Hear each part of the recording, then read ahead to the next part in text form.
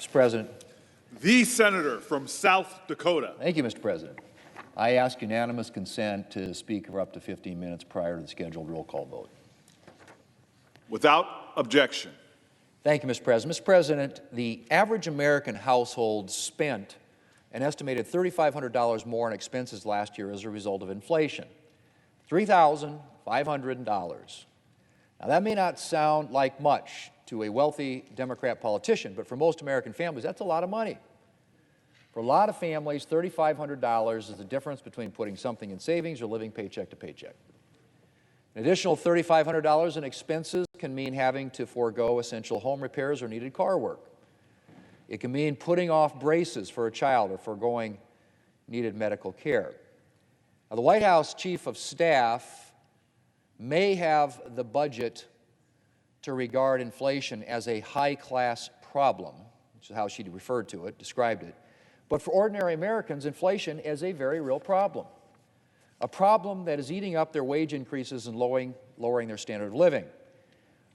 Mr. President, we are in the midst of an inflation crisis, a supply chain crisis, and as if those weren't enough, a border crisis.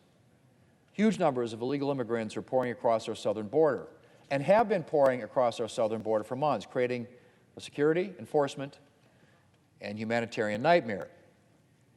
So there's a lot for our country's leadership in Washington to be focused on right now. So what is the majority party doing about these crises? Well, not much. In fact, most of the time you could be forgiven for thinking that neither the president nor Democrat leaders even realize there's an inflation crisis, or a supply chain crisis, or a border crisis.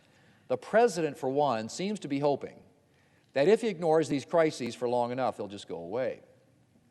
So what are the president and congressional Democrats doing with their time if they're not addressing our border crisis or inflation crisis?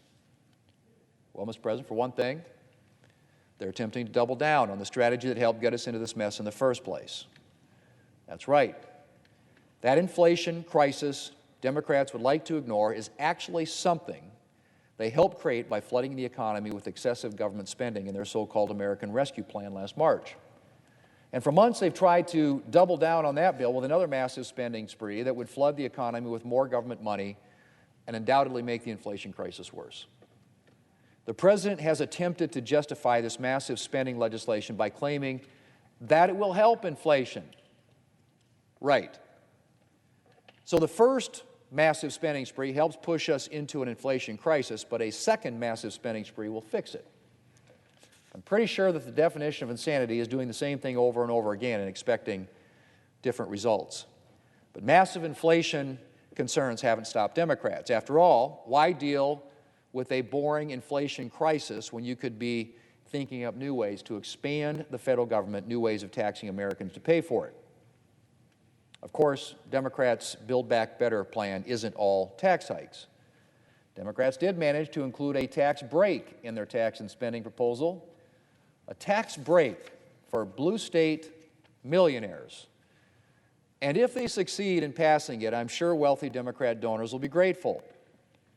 While an inflation crisis has raged, Democrats have pushed for new ways to spend taxpayer dollars and expand the reach of the federal government into Americans' lives. A huge expansion of government's involvement in child care that would disadvantage the religious providers so many Americans choose for their children. A massive increase in the size of the IRS.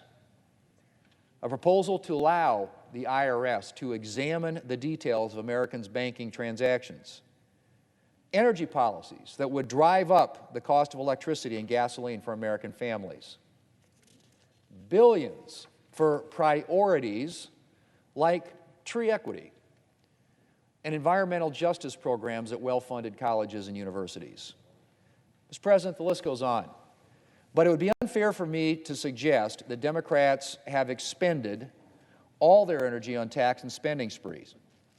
The administration has also found time to implement provisions of Democrats' original spending spree, the American Rescue Plan, including, apparently, until they got caught, free government crackpipes and other drug paraphernalia.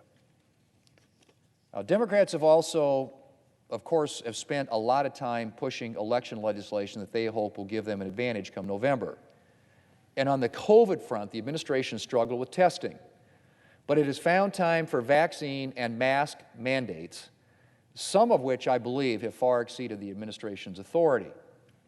Fortunately, the courts have stepped in to check some of the administration's excesses, like the administration's attempt to impose a vaccine mandate on large private sector employers, or the administration's decision to impose a mask mandate for 2-year-olds.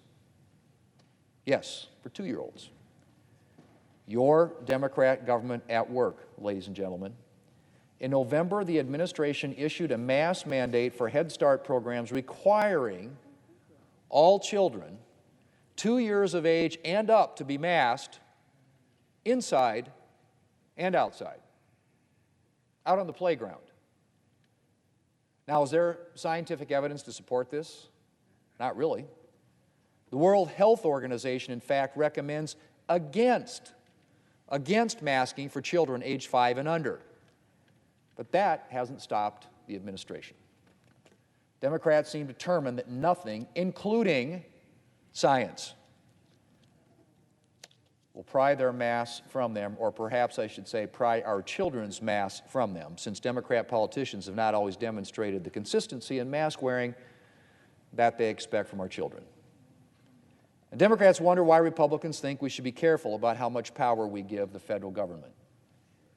Mr. President, if Democrats really wanted to help American families, they'd be focusing on our inflation and supply chain crises and addressing the security nightmare posed by our border crisis.